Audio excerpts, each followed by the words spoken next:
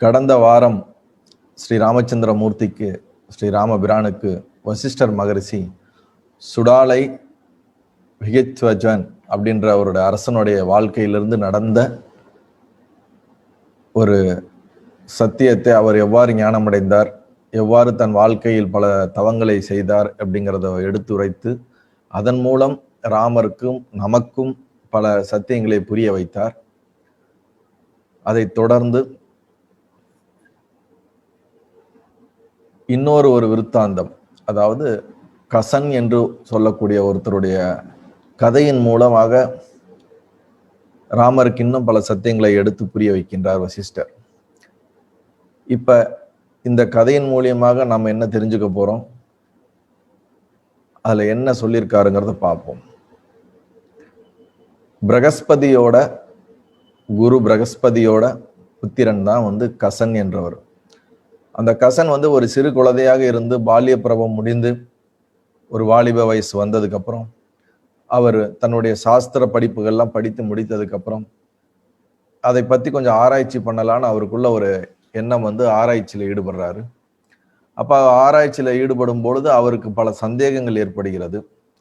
இந்த ஜீவ ராசிகள்லாம் எவ்வாறு உற்பத்தி ஆகிறது, இந்த ஜீவராசிகள் தொடர்ந்து ஜனனம் மரணம் மீண்டும் ஜனனம் என்ற ஒரு தொடர்ச்சியான ஒரு கர்மாக்களில் செயல்களில் ஈடுபட்டு கொண்டே இருக்கின்றனவே, இது எப்படி புரிந்து கொள்வது, இதன் சாராம்சம் என்ன, சத்தியம் என்ன, உண்மை என்ன, இதையெல்லாம் பற்றி தெரிந்து கொள்ள வேண்டும் என்று அவருக்கு ஆழமான ஒரு விருப்பமும் தேடுதலும் ஏற்பட்டு விடுகிறது. அவருடைய தந்தை மிகப்பெரிய ஒரு ஞானி பிரகஸ்பதி, அவரையே குருவாக பாவித்து கொண்டு அவங்க அப்பாட்ட போய் கேட்கிறாரு, உங்களையே நான் குருவா ஏத்துக்கிறேன், எனக்கு தயவு செய்து இதெல்லாம் என்னுடைய சந்தேகங்கள் இருக்கு, கேள்விகள் இருக்கு, இதுக்கெல்லாம் எனக்கு அனுபவ ரீதியான பதில்கள் வேணும், நான் எப்படி இதுல இருந்து இது பண்ணுவது, இந்த ஜனன மரணத்துல இருந்து எப்படி விடுபடுவது அப்படின்லாம் கேள்விகள் கேட்கிறார். உடனே பிரகஸ்பதி என்ன பண்றாரு, அதிகமா எதுவும் பேசாம தியாகம் ஒன்றுதான் சரியான வழி, தியாகத்தின் மூலியமாக அந்த சத்தியத்தை உணர முடியும் அப்படின்னு சொல்லிட்டு அமைதியாயிடுறாரு. உடனே இந்த கசன் என்ன பண்றாரு, சரி அப்ப தியாகம் பண்றதுதான் லைஃப். உடனே இவர் இருக்கிற இடம் அரண்மனை எல்லாத்தையும் விட்டுட்டு பிரகஸ்பதி இருக்கக்கூடிய அந்த எல்லா சௌரியங்களையும் எல்லா விதமான கம்ஃபர்டபுளான விஷயங்கள்லாம் விட்டுட்டு நேராக காட்டுக்கு போயிடுறாரு. காட்டுக்கு போயிட்டு கமண்டலம் தண்டம் ஒரு சின்ன குடிசையை போட்டு ரொம்ப காலம் அங்கேயே தவம் பண்ண ஆரம்பிக்கிறார்.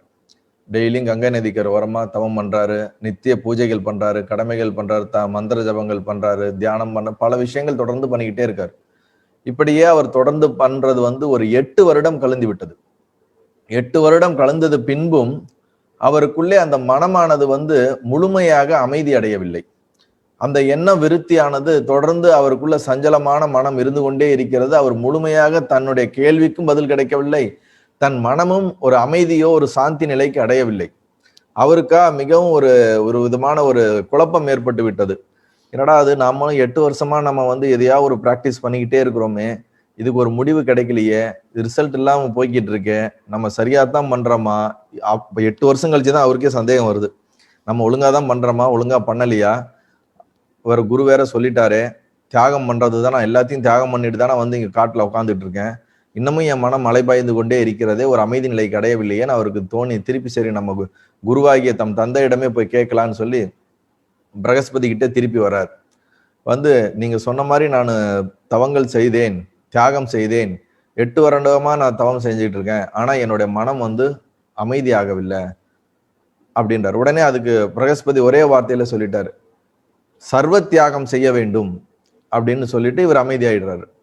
உடனே அவருக்கு சர்வ தியாகம்னா எல்லாத்தையுமே தியாகம் பண்றது, ஓ அப்படின்னா நம்ம ஒரு குடிசை, ஒரு தண்டம், ஒரு கமண்டலம் கூட வச்சுக்க கூடாது, அதையும் விட்டுட்டு நம்ம அங்க காடுகள்ல இருக்கக்கூடிய இலையை எடுத்து ஒரு சின்ன ஒரு துணி போல இருக்கிற மாதிரி செய்து அதை கட்டிக்கிட்டு ஒரு அந்த மாதிரியான இன்னமும் என்னென்ன இருக்குதோ தனக்கிட்ட இருந்த எல்லா விஷயத்தையும் விட்டு விட்டு திருப்பியும் பல நாட்களாக தவம் செய்து கொண்டே இருக்கிறார். அப்படியே 3 வருடங்கள் கழிந்து விடுகிறது. 3 வருடம் கழிந்த பின்பு திருப்பி அவருக்கு நம்ம மனசு ஒரு அமைதி அடையிலையே, சஞ்சலமாகிக்கிட்டே இருக்குதே, இதுக்கு ஒரு முடிவு இல்லாம இருக்குதே அப்படின்னு சொல்லி அவர் என்ன பண்றாரு, திருப்பி தன் தந்தைகிட்ட வர்றாரு.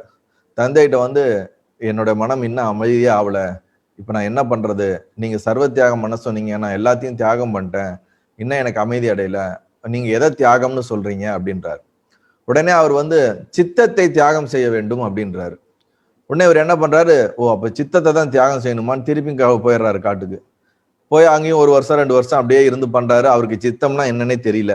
அவரால் வந்து அது கரெக்டா அது என்னன்னு கண்டுபிடிக்க முடியல. அவர் மனசு திருப்பி அமைதி அடையல.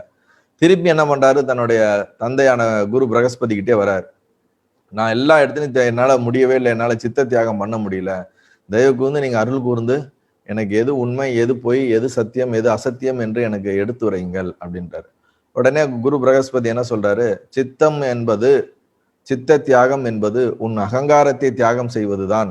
உன் அகங்காரத்தை தியாகம் செய்தால் நான் என்ற உணர்வை வந்து நீ விட்டு விட்டாள் என்றால் நீ அந்த முழுமையான நிலைக்கு நீ உணர்ந்து விடுவாய் அப்படின்னு சொல்றாரு. உடனே கசனு என்ன நினைக்கிறாரு, அது எப்படி அந்த நிலையை எப்படி நான் வந்து நான் என்ற உணர்வை நான் விட முடியும், அது என்னால விட முடியாது, சித்தத்தை என்னால தியாகம் பண்ண முடியாது, அது எப்படின்னு எனக்கு தெரியலையே அப்படின்றார். உடனே அதுக்கு வந்து இல்ல அது பண்ண முடியும், எல்லாரும் பண்ணியிருக்காங்க, நிறைய ஞானிகள் நிறைய மகான்கள் அந்த மாதிரி இருக்கிறாங்க, அதனால வந்து உன்னாலேயும் முடியுங்கிறாரு. இவருக்கு வந்து எனக்கு தெரியலையே, எனக்கு சித்த தியாகம்னா என்னன்னு புரியலையே அப்படிங்கிறாரு. சரி அவர் என்ன பண்றாரு, சரி நீ போய் திருப்பியும் வந்து தவம் பண்ணுன்றாரு. இவர் போறாரு, திருப்பியும் போறாரு காட்டுக்கு, கொஞ்ச நாள் தவம் பண்றாரு. திருப்பி வந்துட்டு என்னால முடியல, என் மனம் வந்து முழுமையான எனக்கு வந்து இது ஆகல, அதனால எனக்கு தியாகம்னா என்ன எனக்கு சரியா எனக்கு சொல்லுங்க அப்படின்னு திருப்பியும் கேட்கிறாரு. அப்ப வந்து ரொம்ப அழகா சொல்றாரு வந்து பிரகஸ்பதி, ஒரு செடியில ஒரு பூவை நீ பறிக்கிறதுக்கு எவ்வளவு நேரம் ஆகுமோ அல்லது எவ்வளவு எளிதோ, அதே போல நம்ம கண்ணை மூட சொன்னா நம்ம கண்ணை மூடுறதுக்கு வந்து எந்த ஒரு கஷ்டமும் கிடையாது, ரொம்ப எளிமையா கண்ணை மூடுவோம். அது போல இந்த அகங்காரத்தை துறப்பது என்பது மிகவும் ஒரு எளிமையான ஒரு விஷயம். அது ரொம்ப கஷ்டமான விஷயமே இல்லை. கண்ணை மூட சொன்னா எப்படி மூடுற மாதிரி, ஒரு பூவை பறிக்கிற மாதிரி ஒரு மிகவும் மிகவும் எளிதான ஒரு விஷயம் இந்த அகங்காரத்தை விடுவதுதான், அகங்காரத்தை துறப்பதுதான் அப்படின்றாரு. அவருக்கு ஒண்ணுமே புரியல. என்னடா அது, நம்ம இத்தனை வருஷமா இவ்வளவு தவங்கள் பண்ணிட்டு வந்துட்டு இருக்கிறோம், இவ்வளவு தூரம் தியாகம் தியாகம் எதையோ ஒண்ணு பண்ணிட்டு வந்திருக்கிறோம், இப்ப திடீர்னு இப்படி சொல்றாரே அப்படின்னு அவருக்கு கன்ஃபியூஸ் ஆகுறாரு. இப்ப இந்த இடத்துல நம்ம இதுக்கு அடுத்து அவர் வந்து இந்த சத்தியம்னா என்ன, அசத்தியம்னா என்ன, எதையெல்லாம் எப்படி தப்பா புரிஞ்சுக்கணும்னு வரிசையா சொல்ல வர்றாரு. நாம் இந்த இடத்துல ஒரு எதனால அவர் திருப்பி திருப்பி திருப்பி போனாரு, தவங்கள் பண்ணாரு, திருப்பி வந்தாருங்கிற அந்த தத்துவத்தை வந்து நம்ம புரிஞ்சுக்கணும் கொஞ்சம் ஆழமா. நம்ம என்ன பண்றோம் ஜென்ரலா, நம்ம சொசைட்டில நம்ம மக்கள்கள் ஆன்மீகம் என்ற ஒரு விஷயத்துல வந்து எது உண்மை, எது பொய், எது சத்தியம், எது அசத்தியம் என்பது முழுமையாக தெரியாமல் பல பேர் என்ன பண்றாங்கன்னா, பல புஸ்தகங்களை படிக்கிறாங்க, பல நூல்களை, நீங்க பகவத்கீதையில இருந்து 2 எடுத்துக்கிறாங்க, ராமாயணத்துல இருந்து 2 எடுத்துக்கிறாங்க, வேதாந்தத்துல இருந்து 2 எடுத்துக்கிறாங்க, விசிஷ்டாத்வைதம், அத்வைதம், அப்புறம் துவைத்தம், புத்திஸ்ல இருந்து 2 எடுத்துக்கிறாங்க, ஜெய கிருஷ்ணமூர்த்தி சொல்றதுல இருந்து எடுத்துக்கிறாங்க, ஓசோ சொல்றதுல இருந்து எடுத்துக்கிறாங்க, புத்தா சொல்றதுல இருந்து எடுத்துக்கிறாங்க. எல்லா விதமான விஷயத்திலையும் படிக்கிறாங்களா? சராசரி மனிதனானவன் என்ன பண்றான்னா, இந்த எல்லா நாலேஜையும் கலெக்ட் பண்ணி வச்சுக்கிட்டு இவனா ஒரு மிக்சியில போட்டு அரைச்சு இவன் புதுசா ஒரு நாலேஜ் என்ன பண்றான், கொண்டு வரான்.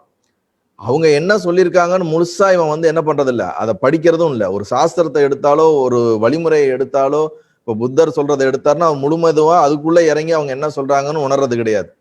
இப்ப ஆதிசங்கரத்தை எடுத்தாருன்னா ஆதிசங்கர சொல்றது முழுமையா போய் உணர்றது கிடையாது.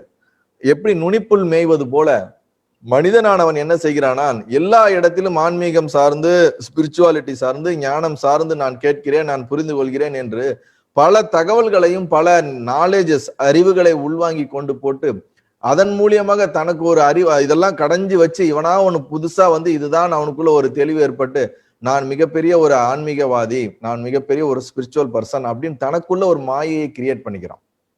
புரியுதா இல்லைங்களா? ஒரு குருகிட்ட போயோ ஒரு ஞானிகிட்ட போயோ இருந்து இதெல்லாம் கரெக்டு தானா, இது சரிதானா, இது இப்படிதான் ஃபாலோ பண்ணணுமா அப்படின்னு பிராக்டிக்கலா இதை எக்ஸிக்யூட் பண்றதுங்கிறதெல்லாம் அவங்களுக்கு இல்லை. ஏன்னா அந்த அளவுக்கு நமக்கு பொறுமையும் இல்லை, அந்த மாதிரி நபர்களை கண்டுபிடிக்கிறது உங்களுக்கு ரொம்ப சிரமமா இருக்கு உங்களுக்கு. அப்ப இவர்களுடைய ஐடியாவுக்கு ஏற்ற மாதிரி இவர்கள் ஏதோ ஒன்று செய்து கொண்டே இருக்கிறார்கள். அந்த இவர்கள் அந்த மிக்சியில போட்டு அடைச்சு இவங்களா கண்டுபிடிச்ச தத்துவத்தை ரொம்ப காலம் பிராக்டிஸ் பண்ணிட்டே வந்துருவாங்க. 8 வருஷம் 10 வருஷம் 20 வருஷம் தொடர்ந்து பிராக்டிஸ் பண்ணிட்டு வந்துருவாங்க. எப்படி இந்த கசன் போய் 8 வருஷம் பிராக்டிஸ் பண்றாங்கல்ல, அவங்க அப்பா என்ன சொல்றாரு குரு பிரகஸ்பதி, தியாகம் செய் அப்படின்றாரு. அப்ப அந்த தியாகம் செய் என்று சொல்லக்கூடிய அந்த ஒரு வார்த்தைக்குள் இருக்கக்கூடிய உள்ள அர்த்தத்தை புரிந்து கொள்ள முடியாததினால், அதை புரிந்து கொள்ள முடியற அளவுக்கு பொறுமை இல்லை, அகங்காரமும் கொஞ்சம் இருக்கிறதுனால தியாகம் செய்யணும்னு இவருடைய ஓன் பர்செப்ஷன், இவரோட ஓன் இதுல வந்து அப்ப எல்லாத்தையும் தியாகம் பண்ணி காட்டுல போய் நம்ம தவம் பண்றதுதான் சொல்றாரு போல இருக்குன்னு நினைச்சிட்டு இவரா ஒரு புரிதல்ல போய் காட்டுல போய் 8 வருஷம் தவம் பண்றாரு. ஒண்ணும் நடக்கல. திருப்பியும் வராரு. திருப்பி இவர் என்ன சொல்றாரு, ஒரே சர்வ தியாகம் பண்ணு, அனைத்தையும் தியாகம் பண்ணுன்றாரு. இப்ப அனைத்தும் தியாகம் செய் என்று இவர் சொல்லக்கூடிய வார்த்தைக்கு உள்ளர்த்தம் என்ன என்பது புரிந்து கொள்ள முடியாததினால், அந்த புத்தியினால் அதை காகனைஸ் பண்ண முடியாததினால், அந்த மனம் அமைதி அடையாத காரணத்தினால், தனக்கு ஏற்றார் போல் தனக்கு புரிந்தார் போல் இவர் மீண்டும் மீண்டும் சென்று தன்னுடைய பயிற்சிகளை எதையோ ஒரு பயிற்சிகளை செய்யறார். புரியுதா இல்லைங்களா? திருப்பியும் வராரு, திருப்பியும் போறாரு, திருப்பியும் வராரு. கடைசி வரைக்கும் தன்னுடைய குரு எதை சொல்ல வருகிறார் என்பதை முழுமையாக கிரகிக்கிற அளவுக்கு இவருடைய சித்தம் மாசுபட்டு இருக்கிறது. மனமானது வந்து மிகவும் குழம்பி இருக்கிறது. மனதிலே பல விதமான எண்ண ஓட்டங்களும் பல விதமான குழப்பங்களும் இருக்கிறது. அந்த பல குழப்பங்கள்லாம் இருக்கிறது, என்னால் முடியவில்லை, எனக்கு தெரியவில்லை என்று இவருக்கு முழுமையாக தெரிந்து, இல்ல நீங்களே என்னமேட்டு சொல்லுங்க அப்படின்னு இவருக்குள்ள அந்த ஒரு சரணாகதியும் ஒரு பொறுமையும் ஒரு பணிவும் வந்து இவருக்குள்ள இதை இப்ப சொன்னா இவர் உள்வாங்கக்கூடிய பக்குவம் வந்திருக்கு. அப்படிங்கிறதுக்கே இவர் 8-10 வருஷம் கடந்து வந்துட்டார் கசன். புரியுதா இல்லைங்களா? ஃபர்ஸ்ட் வாட்டியே குரு பிரகஸ்பதி ஒரு திருப்பி அனுப்பணுன்ற எந்த ஒரு நோக்கமும் கிடையாது. எப்போ ஒரு சீடன் ஒழுங்கா கேட்டானா அந்த உடனே அவனுக்குள்ள ஞானம் வளர்றதுக்கு ஹெல்ப் பண்ற மாதிரி தான் எல்லா ஞானிகளும் பண்ணுவாங்க. ஆனால் அந்த சீடனானவன் அந்த தத்துவத்தை உள் கிரகித்துக் கொள்வதற்கு உண்டான தகுதி இருக்குதா, அதை புரிந்து கொள்ற அளவுக்கு அவங்க பிரெயின் எவால்வ் ஆயிருக்கா, அவங்களுடைய சித்தம் வந்து சுத்தி ஆயிருக்கா அப்படின்னு பார்க்கணும். அப்ப இவர் தியாகம்னு சொன்ன உடனே இவர்களுடைய கற்பனைக்கு ஏற்றாறு போல் இவர் எதையோ ஒன்று செய்து கொண்டிருந்தது போல. புரியுதா இல்லைங்களா? அந்த அவர் ஏதோ இவருடைய ஆனா அந்த தவம் 8 வருஷம் ரொம்ப சின்சியரா பண்ணார். போய் கரெக்டா உட்கார்றது, காலையில எந்திரிச்சு பண்ண வேண்டியது, அவர் ஒரு தனக்குன்னு ஒரு ரொட்டீன் வச்சிருக்காரு. அந்த ரொட்டீனை ரொம்ப சின்சியரா பண்ணார், வைராக்கியத்தோட பண்ணார். தியாகம் பண்ணுமா, வெளி உலகத்தை திறந்துட்டேன், நல்ல வைராக்கியம், இன்பம் தரக்கூடிய பொருள்களில் இருந்து பற்றற்ற தன்மைக்கு வந்துட்டார். அதை தான் வைராக்கியம் என்று நாம் சொல்கின்றோம். வைராக்கியம் வந்துருச்சு. அந்த வைராக்கியத்தை வந்து பயிற்சிகள் தொடர்ந்து பண்ணாரு பல வருடங்களாக. அந்த பயிற்சிகளிலும் தவறு கிடையாது, நல்லா புரிஞ்சுக்கணும். அவர் பயிற்சிகள்னா என்னது, அவருடைய சின்சியாரிட்டி.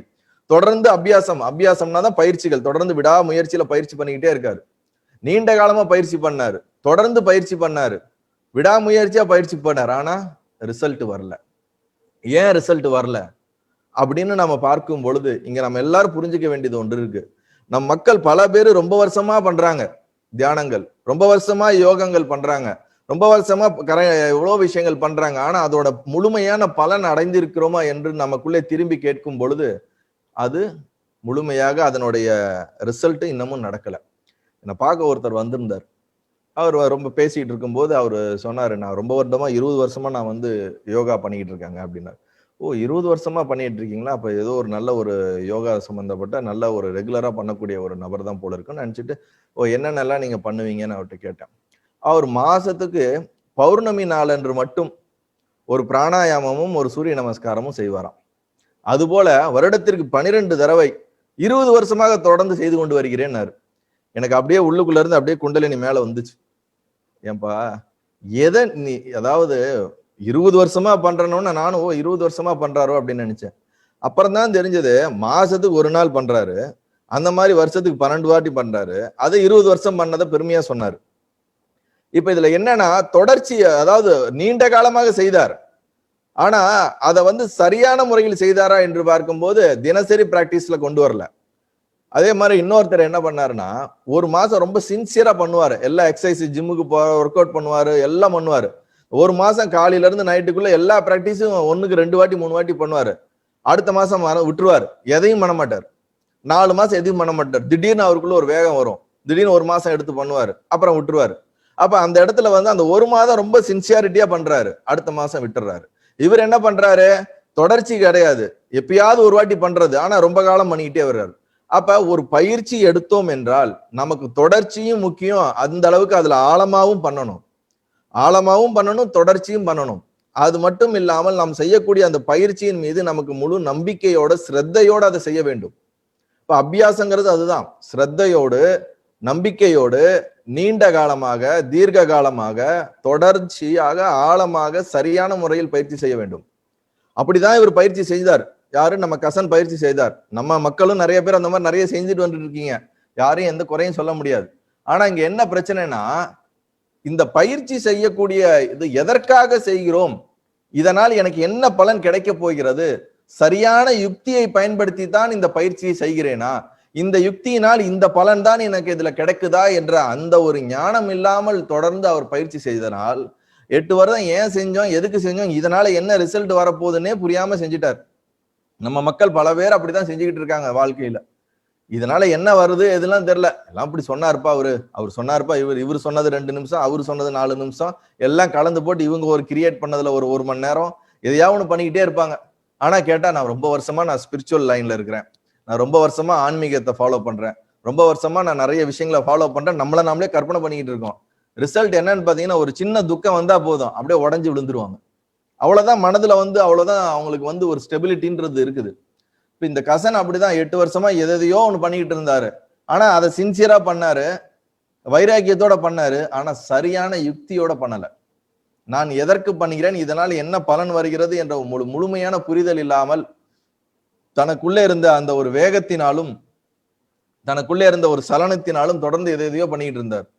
அப்ப இந்த ஒரு சத்தியத்தை சொல்லும் பொழுது அதை கிரகித்துக் கொள்வதற்கு ஒன்றை கொடுக்கும் போது அது வாங்கி கொள்வதற்கு அங்கே சரியான அந்த ஒரு பிளாட்ஃபார்ம், சரியான அந்த ஒரு பக்குவ நிலை இல்லை என்றால் அதை முழுமையாக கொடுக்க முடியாது.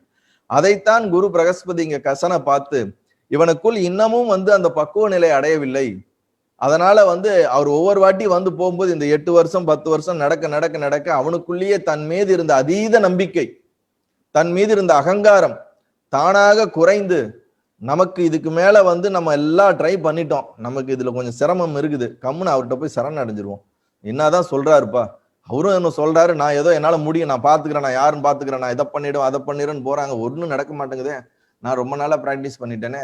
அப்ப திருப்பியும் அவர் எப்பொழுது அதை ரிசீவ் பண்ணக்கூடிய அந்த கெப்பாசிட்டியில வராரோ அப்பதான் குரு பிரகஸ்பதி அதை அடுத்து இருக்கக்கூடிய பல சத்தியங்களை எடுத்து சொல்ல ஆரம்பிக்கிறார். நம்ம இந்த யோக வசிஷ்டமே பார்த்தோம்னு நினைச்சுங்களேன், ராமர் எல்லா இடமும் சுத்தி போயிட்டு வந்துட்டு தனக்குள்ள ஒரு ஆழமான ஒரு விரக்தியும் ஒரு துக்கத்தையும் கோத்ரூ பண்றார். அதுக்கப்புறம் இந்த சத்தியத்தை தெரிந்து கொள்ள வேண்டும் என்ற ஒரு நிலை வரும்பொழுதுதான் விஸ்வாமித்தரும் யோக வசிஷ்டரினால் வெளிப்படுத்தப்பட்டதுதான் இந்த யோக வசிஷ்டம். அப்ப அந்த உள்வாங்கக்கூடிய நபர், இந்த சீடனோ அல்லது இந்த சத்தியத்தை உள்வாங்கக்கூடிய நபர் அதை வேண்டும் என்ற அந்த ஏக்கமும் தேடுதலும் இருக்கும் பொழுது அவர்களுக்குள்ளே இது ஆழமாக சென்று ஒரு மாற்றத்தை ஏற்படுத்தி விடுகிறது. இங்க எதற்கு நான் இதெல்லாம் சொல்றேன்னா, நம்ம ஆளுங்க பல பேர் இப்ப இந்த கசனோட வாழ்க்கையில நடக்கிற மாதிரி தான் நடந்துகிட்டு இருக்குது. எல்லாம் கேட்போம், எல்லாம் வாங்குவோம், எதையா ஒண்ணு பண்ணிக்கிட்டே இருப்போமே, சரியாவே பண்ணவே மாட்டோம். இல்ல கரெக்டா தான் போய்கிட்டு இருக்கோமா, கரெக்டா நம்மளை அப்டேட் பண்றோமா அப்படிங்கிறது கூட அவங்களுக்கு என்ன பண்ண முடியாது, தெரியாது. ஆனால் நமக்குள்ளே நம்ம ஒரு ஸ்பிரிச்சுவல்ல இருக்கிறோம், நம்ம ஒரு லைன்ல இருக்கிறோம், நம்ம போயிட்டு இருக்கோம், அப்படியே டிராவல் பண்ணிட்டே பல ஜென்மம் டிராவல் பண்ணிட்டே இருக்க வேண்டியதான். அதனால நம்ம இந்த இடத்துல இதை ரொம்ப ஒரு சின்சியரா நாம இந்த விஷயங்களை எடுத்துக்க வேண்டியதுன்னு ஒண்ணு இருக்குது. இல்லை என்றால் காலங்கள் சென்று கொண்டே இருக்கும், அதனால எந்த ஒரு பலனும் வராது. ஸோ இப்படியாக கசன் தொடர்ந்து போயிட்டு போயிட்டு போயிட்டு போயிட்டு ரைட்ல கடைசியில இந்த அகங்காரம்னா என்னன்னு எனக்கு சொல்லுங்க, சித்தம்னா என்ன சொல்லுங்கன்னு சொல்லி பிரகஸ்பதிட்ட வந்தோம்னா அப்புறம் பிரகஸ்பதி சொல்ல ஆரம்பிக்கிறார். எப்படி செடியிலிருந்து பூவை பறிப்பது எளிது போல, கண்ணை மூடுவது எளிது போல, அது போல இந்த அகங்காரத்தை விடுவது மிகவும் எளிது. முக்கியமா அஞ்ஞானத்தின் காரணமாகத்தான் வஸ்துக்கள் வாஸ்தவமான தோற்றங்களை அளிக்கின்றன அப்படிங்கிறார். அஞ்ஞானத்தின் காரணமாகத்தான் வஸ்துக்கள் வாஸ்தவமான தோற்றத்தை அளிக்கின்றன. அஞ்ஞானம் அதாவது தூய அறிவு, அது ஞானம் என்று சொல்லுவோம். அஞ்ஞானம் என்பது பொய்யான அறிவு அல்லது முழுமை பெறாத அறிவு அல்லது ஒரு பக்குவம் இல்லாத ஒரு அறிவுன்னு வச்சுக்கலாம். அஞ்ஞானம் என்பது அறியாமை என்று நாம் சொல்லுவோம். ஞானம் இல்லாத தன்மை எதுவோ அதுதான் அஞ்ஞானம். ஞானம் என்பது அந்த உயர்ந்த மெய்யறிவு. அப்ப அந்த மெய்யறிவு முழுமையா இல்லாததினால் அஞ்ஞானத்தின் காரணமாக வஸ்துக்கள் என்று சொல்வது வெளியிலே இருக்கக்கூடிய அந்த வெளி உலகம் சார்ந்திருக்கக்கூடிய அனைத்து விதமான பொருட்கள் எல்லாத்தையும் தான் நம்ம வஸ்துக்கள் என்று சொல்கிறோம். இந்த உலகம் நம்ம வெளியில இருக்க அந்த திருஷ்யம்னு சொல்லக்கூடிய அந்த சிருஷ்டியை பார்த்து இவை அனைத்தும் நம் முன்னாடி தெரிகின்ற அனைத்தும் வாஸ்தவமான தோற்றங்களாக நமக்கு காட்சி அளிக்கின்றன.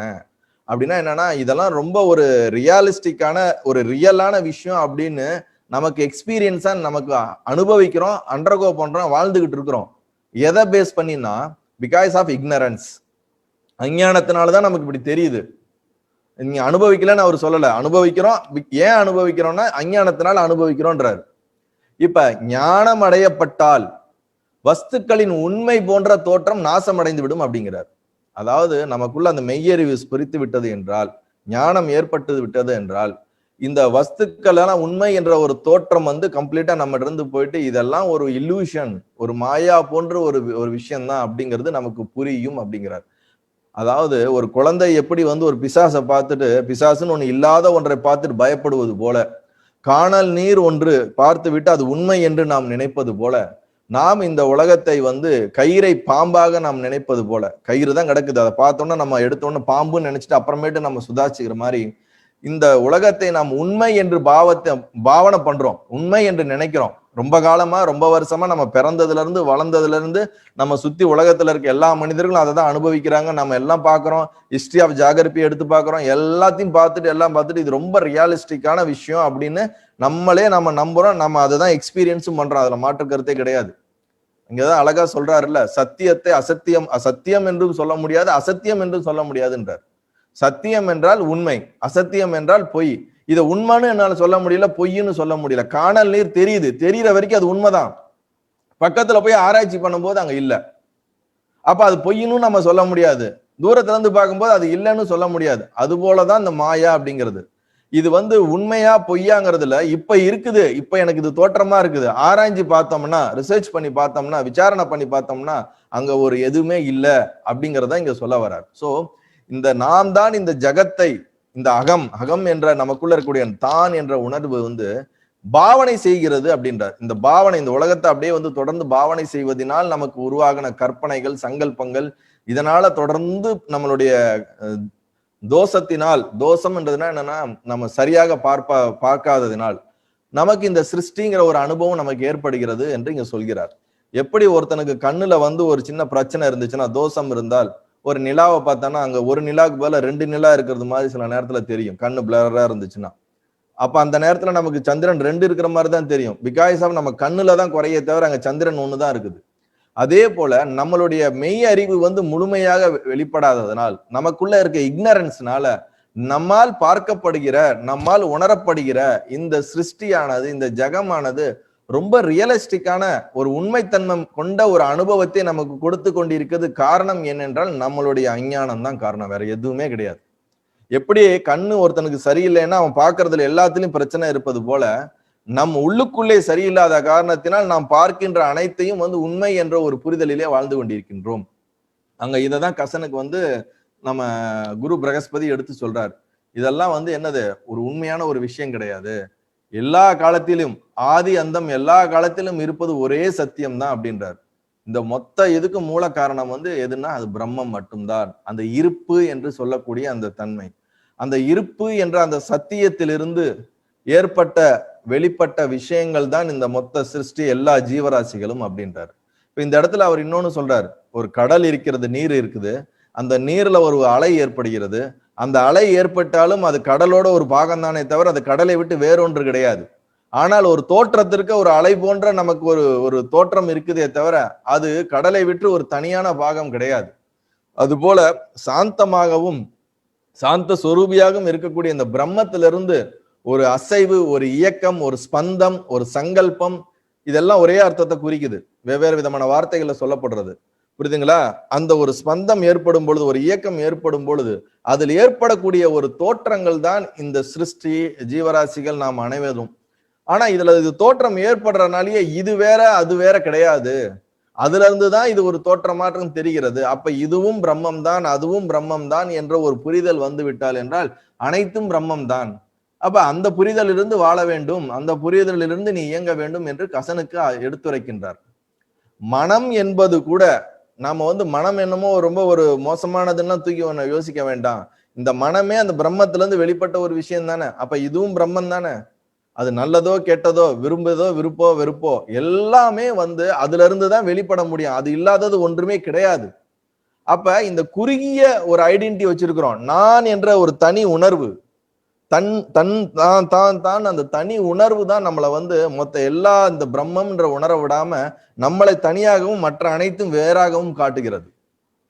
அனைத்திலும் நாம் இருக்கின்றோம், அனைத்தும் நமக்குள் இருக்கின்றது என்ற அந்த உணர்வு நமக்கு ஏற்படாதது காரணமே அந்த நான் என்ற அந்த ஒரு தனி உணர்வு, அந்த அகங்காரம் தான்.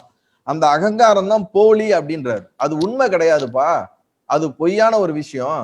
நீ அதை ரிசர்ச் பண்ணி நீ அதை கரெக்டா பார்க்கல, பார்த்தேன்னா உனக்கு தெரிஞ்சிடும். அது எப்ப உருவாகுச்சுன்னா, அந்த நான் என்ற அகங்காரம் உருவாச்சுன்னா, எப்ப வந்து ஒரு கடல்ல வந்து ஒரு அலை எப்படி ஸ்டார்ட் ஆகும் போது அந்த மாதிரி இந்த பிரம்மத்துல ஒரு அசைவு ஏற்படும் போது உருவாகின ஒரு விஷயம். ஆனா அது வந்து எப்படியோ உருவாயிடுச்சு. ஆனா கொஞ்சம் நீ ஆராய்ஞ்சு பார்த்தீங்கன்னா அதெல்லாம் ஒண்ணும் இல்ல, இதெல்லாம் கடலோட ஒரு பகுதி தான் இந்த அலைன்னு தெரிஞ்சிச்சுன்னா, அப்புறம் நீ ஏன் நீ அலை நான் தனி, அலைதான் உண்மை, கடல் பொய் அப்படின்லாம் நம்ம தவறான ஒரு பாவனைகள்லாம் விட்டுட்டு, நான் தனி, இந்த உலகம் வேறு, மக்கள் வேறு, அனைத்தும் வேறு, உருவத்துல வேறு, பார்ப்பதற்கு வேறு, ஆனா இவை அனைத்தும் ஒரே சோர்ஸ்ல இருந்து தான் வந்தது. ஒரு அம்மாவுக்கு பிறந்த 3 குழந்தைகளா இருக்கட்டும், 10 குழந்தைகளா இருக்கட்டும், தாய் ஒன்று தானே. தாயின் வயிற்றுல தானே எல்லாரும் வராங்க, ஒரே தாயின் வயிற்றுல தானே. அதே போல நாம் இருக்கக்கூடிய அனைத்து ஜீவராசிகளும், நீங்க நாம எல்லாருமே வந்து அது தோற்றம் என்று ஒன்று இருந்தால், அதற்கு ஒரு மூல காரணம் இருந்தால், அது இந்த பிரவித்தின்னு சொல்லக்கூடிய இந்த மொத்த பிரகிருதி எல்லாமே வந்து அந்த பிரம்மத்திலிருந்து தான் வெளிப்பட்டதாக இருக்கிறது. இந்த ஜீவனும் சரி, மற்ற அனைத்து ஜீவராசிகளும் சரி. அப்ப அந்த பிரம்மம் தான் அதுக்கு அடிப்படை, அதுதான் வெளிப்பட்டிருக்கிறது.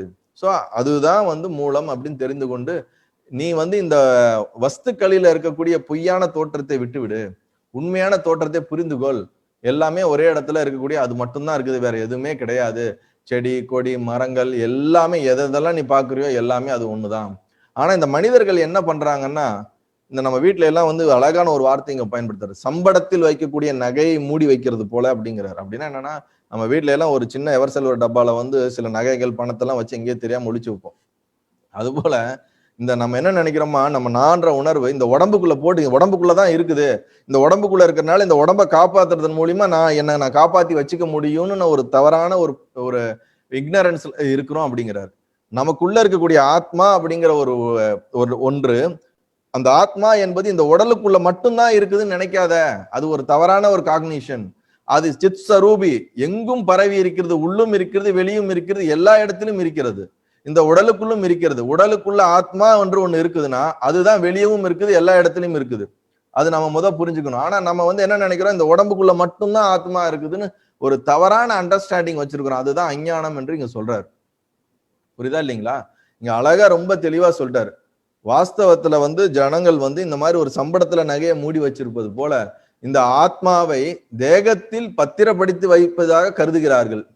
இப்படி மூடி வைக்க வைக்க அது மீண்டும் அகண்டத்தில் கலந்து விடுகிறது அப்படின்றார். நாம எவ்வளவு தூரம் இதுக்குள்ள வைக்கணும்னு நினைச்சாலும் வைக்க முடியாது. உடம்பு போயிடும், திருப்பி அடுத்த உடம்பு எடுப்போம், திருப்பி உடம்பு போவோம், திருப்பி அடுத்த உடம்பு எடுப்போம். அப்ப ஒவ்வொரு வாட்டியும் உடம்பு போகும்போது இல்ல உடம்பு எதாவது ஆகும் பொழுது அந்த ஆத்மா எங்க போகுது? எப்போதும் அது ஆத்மாவா தான் இருக்குது, அதுல எந்த ஒரு மாற்றமும் கிடையாது. ஆனா நம்மளுடைய புரிதல்ல தான் தவறாக இருக்கிறது. காரணம் நம்மளுடைய அஞ்ஞானம். அதுலதான் நம்ம இது பண்ணணும். நம்மளுடைய பாவனை, நாம் பார்க்கின்ற விதம், நாம் புரிந்து கொள்கின்ற விதம், நம்ம அறிவில் தெளிவு ஏற்பட வேண்டும். இந்த அறிவுல தெளிவு ஏற்படும். நமக்கு இப்ப இருக்கிறதெல்லாம் வந்து சாதாரண ஒரு உலகளாவிய அறிவு தான். சூட்சும அறிவுன்னு சொல்லக்கூடிய நம்மளுடைய இந்த விஷயங்கள் எல்லாம் நாம சத்சங்கங்கள் கேட்டு கேட்டு கேட்டு கேட்டு எப்படி வந்து கசன் வந்து தியாகம் பண்ணணும்னு அவர் என்ன பண்ணிட்டாரு, நேரா போய் எல்லாத்தையும் தியாகம் பண்ணிட்டு போய் தவம் பண்ண போயிட்டாரு. ஆனா இவர் என்ன தியாகம்னு சொல்றத அவர் புரிஞ்சுக்கல. அதே மாதிரி என்கிட்ட நிறைய பேர் கேட்பாங்க, நான் வந்து இந்த ரமண மகரிஷி வந்து சொல்லுவார் அடிக்கடி, நான் யார் அப்படின்னு விசாரம் பண்ணு, நான் யார் அப்படின்னு விசாரம் பண்ணுன்னு. நான் திருவண்ணாமலையில ரொம்ப வருடங்கள்ல நாங்க கொஞ்சம் தவங்கள் பண்ணிட்டு அங்க இருக்கும்போது நான் ரெகுலரா ரமண மகரிஷி ஆசிரமத்துக்கு அங்கெல்லாம் போவேன். அங்க நிறைய சாதகர்கள்லாம் வருவாங்க, பேசுவோம் அப்படிலாம். அப்ப பேசும்போதுதான் எனக்கு புரிய வந்தது. அவங்க உட்காந்துட்டு அரை மணி நேரம் உட்காந்துட்டு நான் யார் நான் யார் நான் யார் நான் யார் நான் யார் நான் யார் நான் சேன் பண்ணிக்கினே இருப்பாங்க. ஏங்க நீங்க என்னங்க நான் யார் நான் யாருன்னு அவர் ஒன்றும் சேன் பண்ண சொல்லவே இல்லைங்களா? அதெல்லாம் இல்லைங்க, நான் யார் நான் யார் நான் யார் நான் யார்.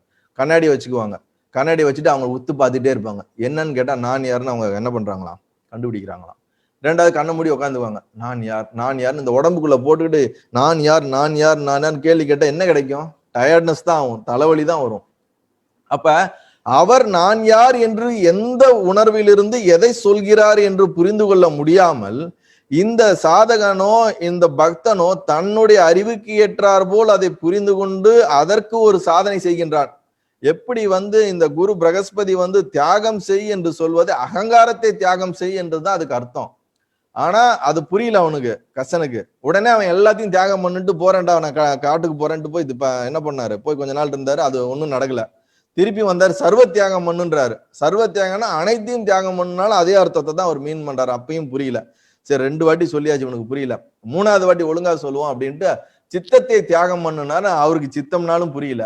இதே கதை தான் நடக்குது இந்த சாதகர்களுக்கெல்லாம். நான் யார் நான் யாருன்னா, நான் யாருன்னு அவர் என்ன சொன்னாருங்கிறது புரியாம நம்ம ஆளுங்களுக்கு பாட்டுக்கு எதையோ ஒண்ணு பண்ணிட்டு ரொம்ப வருஷமா அந்த மாதிரி நிறைய பேர் அங்க இருக்கிறாங்க.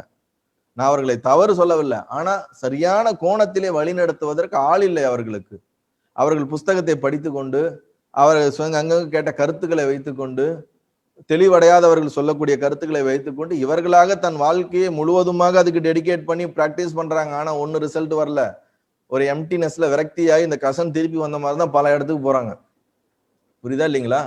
அதனால ஒரு தெளிவான ஒரு இதுல நம்ம வந்து வித் கைடன்ஸோட நம்ம கரெக்டான ட்ராக்ல போகும்போது தான் நம்ம சக்சஸ் ஆக முடியும். ஏன்னா இந்த மேப் மாதிரி தான் நம்மளுடைய எல்லா சாஸ்திரங்களும். நம்ம இங்க இருந்து நீங்க இப்ப இமாலயஸ் போகணும்னா இங்க இருந்து ஒரு ரூட் போட்டீங்கன்னா ஒரு மேப் இருக்கும். அந்த மேப் தான். அந்த மேப் கையில வச்சுட்டு இருந்தாலே நீங்க எங்கேயுமே மிஸ் ஆகாம போயிடுவீங்கன்னா கிடையவே கிடையாது. ட்ரை பண்ணி பாருங்க வேணா. அந்த மேப்ல ஒண்ணு இருக்கும், போகும்போது ரோடு வேற மாதிரி இருக்கும், எங்கேயோ பிளாக் ஆயிருக்கும், வேற மாதிரி எங்க போவோம், வேற எங்கேயோ போவோம், எங்கெங்கயோ போய் லாஸ்ட்ல வேற எங்கேயோ மாறி போயிடுவோம். ஆனா அந்த மேப் கரெக்டா இருக்கும். அதுலதான் போவோம்னு நினைப்பேன். அந்த கூகுள் மேப்ல பாத்துட்டு போனா கூட பல நேரத்துல மிஸ் ஆயிடுது. அப்ப நம்ம கூட போகும் பொழுது இது சரிதானா சரிதானா சரிதானா அங்க செக் பண்ணி நமக்கு கைட் பண்றதுக்கு ஒரு பர்சன் தேவைப்படுறாங்க. லிவபுளா இந்த ரூட்டு தான் ஏற்கனவே பார்த்து புரிஞ்சவங்க தேவைப்படுறாங்க. இல்லாட்டின்னா நம்ம அதே மேப்பை வச்சுக்கிட்டு எண்டப் ஆகிறது பாத்தீங்கன்னா வேற எங்கேயோ கொண்டு போய் சேர்ந்திருப்போம். ஸோ அந்த மாதிரிதான் இந்த மாதிரி நிறைய பேர் வந்து எதையோ ஞானம் என்று புரிந்து கொண்டு தனக்கு என்ன சொல்றது எதையோ அவர்கள் வந்து என்ன பண்ணிட்டு இருக்காங்க, வாழ்க்கையில பண்ணிட்டு இருக்காங்க. அதனால அதெல்லாம் விட்டுட்டு இவர் சொல்லக்கூடிய இந்த தோற்றமானது வஸ்துக்களின் தோற்றம் வந்து வாஸ்தவத்தில் உண்மை இல்லை என்ற சத்தியத்தை புரிந்து கொள்ள வேண்டும். நம் பார்வையில் தான் பிரச்சனை இருக்கிறதே தவிர வெளியில் பிரச்சனை இல்லை. நான் பார்க்கின்ற பார்வை மாறியது என்றால் வெளியில இருக்கக்கூடிய தோற்றம் மாறும். நமக்கு எல்லாம் ஒரு கண்ணாடி போட்டிருக்கோம். இந்த கண்ணாடி வந்து பச்சை கண்ணாடி போட்டிருந்தீங்கன்னா நம்ம பார்க்குற விஷயங்கள் எல்லாத்துலயும் பச்சையா தெரியும். சிகப்பு கண்ணாடி போட்டீங்கன்னா பார்க்கறது எல்லாம் சிகப்பா தெரியும். வெறும் அந்த நம்மளுடைய ரெகுலரான ஒயிட் கிளாஸ் போட்டிருந்தீங்கன்னா எல்லாம் இருக்கிறது அப்படியே தெரியும். அப்ப வெளியில பொருள்களில கலர் இல்ல, நம்மளுடைய கண்ணில் வச்சிருக்கக்கூடிய அந்த கிளாஸ்ல தான் கலரு. அதே போல நாம் இந்த உலகத்தை பார்க்கிறோம் அல்லவா, இந்த உலகத்தை எக்ஸ்பீரியன்ஸ் பண்றோம் அல்லவா, இதை எதன் மூலியமா எக்ஸ்பீரியன்ஸ் பண்றோம்னா நமக்கு இருக்கக்கூடிய அறிவு, நம்மளுடைய மனசு, இதை வச்சுதான் நம்ம இந்த உலகத்தை ஜட்ஜ் பண்றோம், எக்ஸ்பீரியன்ஸ் பண்றோம், அனலைஸ் பண்றோம், டிசைட் பண்றோம், அப்புறம் எக்ஸிக்யூட் பண்றோம். அப்ப பிரச்சனை உலகமா அப்படிங்கிறத விட என்னுடைய மனமும் என்னுடைய புத்தியும் தெளிவா இருக்கா, கலரா இருக்குதா கலர்லெஸ்ஸா இருக்குதா அப்படிங்கிறத நம்ம என்னைக்குமே அனலைஸ் பண்றதில்ல. இதுல சரி பண்ணிட்டோம்னா ஆஸ் இட் இஸ் உலகம்னா என்ன, ஆஸ் இட் இஸ் இறைவன்னா என்ன, நான் யார், இது எல்லாமே நமக்கு என்ன ஆகும்னா மிகப்பெரிய ஒரு தெளிவா இருக்குங்கிறார். அதனால வந்து ஏன்னா இந்த பிரம்மத்துல இருந்து வெளிப்பட்டது எல்லாம் பிரம்மன் தான். சூரியன்ல இருந்து வெளிப்படக்கூடிய எல்லா கதிர்களும் சூரியனுடைய இதுதான் கதிர். அதுல இருந்து வரக்கூடிய ரேசஸ் வேற, சூரியன் வேற நம்ம சொல்ல முடியாது. அது அப்பியரன்ஸ்ல வேற இருந்தாலும் சோர்ஸ் அதுதான், அதுல இருந்து வெளிப்பட்டதுதான் ரேஸ். அதே போலதான் நாம் அனைவருமே அந்த பிரம்மத்திலிருந்து வெளிப்பட்டவர்கள் என்பதுதான் சத்தியம். இந்த மனசுக்குன்னு ஒரு தனியான ஒரு ஐடென்டிட்டி, தனியான ஒரு சொரூபம் இருக்குன்னா அது கிடையவே கிடையாது. இந்த நான்ற ஒரு மனம் தான் ஒரு நேரத்துல புத்தியாவும், ஒரு நேரத்துல மனசாவும், ஒரு நேரத்துல அனுபவிப்பவனாலும், ஒரு நேரத்துல எக்ஸிக்யூட் பண்றவனாலும், அதே நேரத்துல சாட்சியாவும், இது அனைத்தும் கலந்து இது ஒன்னேதான் மாறி மாறி மாறி ரோல் பண்ணிக்கிட்டே இருக்குது. ஆனா இதெல்லாம் புரிஞ்சுக்கணும்னா நம்ம ஆழமா நமக்குள்ள உட்கார்ந்து பொறுமையா தியானம் பண்ணாதான் இந்த மனம் ஒவ்வொரு நேரத்துல வெவ்வேறு விதமான தோற்றங்களை எடுத்து நம்மளை ஏமாத்திக்கிட்டே இருக்குது அப்படின்னு நமக்கு புரியும். இல்லாட்டினா புரியவே புரியாது. இந்த மனம், புத்தி, அகங்காரம் இவெல்லாம் வந்து ஒரு பொய்யான ஒரு தோற்றம் என்பதை நாம் பொறுமையான தியானம் செய்து நமக்குள்ள ஞானத்தை வைத்து கொண்டு ஆராய வேண்டும். இப்ப இதெல்லாம் சொல்லி முடிச்சுட்டு இதெல்லாம் வசிஷ்டர் என்ன சொல்றாரு ராமருக்கு, இந்த மாதிரி எல்லாம் இருக்குப்பா, அதனால வந்து நீயும் இந்த மாதிரி முயற்சி செய்ய, சரியான கோணத்துல விசாரணை பண்ணு. அப்படி பண்ணேன்னா பிரிங்கி மகரிஷி சொல்வது போல, ஈஸ்வரன் வந்து பிரிங்கி மகரிஷிக்கு சொன்னது போல மகா யோகியாகவும் மகா கர்த்தாவாகவும் மகா தியாகியாகவும் ஆயிடுவாய் அப்படின்றார். உடனே ராமர் கேட்கிறார், அப்படின்னா என்ன, எனக்கு கொஞ்சம் விளக்குங்க அப்படின்றார். உடனே இப்ப பிரிங்கி முனிவருடைய அவர் வாழ்க்கையில நடந்த விஷயத்த வந்து வசிஷ்டர் எடுத்து உரைக்கிறார்.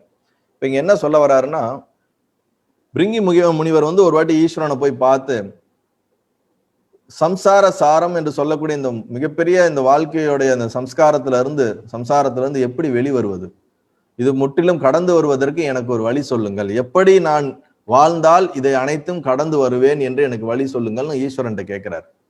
உடனே ஈஸ்வரன் என்ன சொல்றாரு, சரி நான் உனக்கு சொல்றேன், ஆழமா கேளுன்னு சொல்லிட்டு 7 விதமான வழிமுறைகளை சொல்லி, இந்த மாதிரிலாம் நீ வாழ ஆரம்பித்தாள் என்றால் உனக்கு அந்த நிர்வாண பதவி என்று சொல்லக்கூடிய பிரம்மத்தை உணர்றதுக்கு வாய்ப்புகள் இருக்கும் அப்படின்னு சொல்றாரு. அது என்னென்னன்றதை நம்ம பார்க்க போறோம். அதுக்கு முன்னாடி இவர் என்ன சொல்றாரு ஈஸ்வரன்னா, பரமேஸ்வரன் வந்து பிரிங்கிக்கு என்ன சொல்றாருன்னா, எல்லா சம்சயங்களையும் தள்ளி வை அப்படின்றார். அப்படின்னா என்ன அர்த்தம்னா, எல்லா சந்தேகங்களையும் ஒரு ஓரமா தூக்கி போடு, பரம தைரியத்தை கொண்டு மகா கர்த்தா, மகா போக்தா, மகா தியாகியாக இருந்து வந்தால் உன் எண்ணம் சித்திக்கும் அப்படின்றார். தைரியத்தை வளர்த்து கொண்டுனா என்ன அர்த்தம்னா, வைராக்கியத்தை எடுத்துட்டு வரணும் நமக்குள்ள. எனக்கு இந்த சத்தியத்தை நான் தெரிஞ்சே ஆகணும், அந்த வைராக்கியம் வரணும்.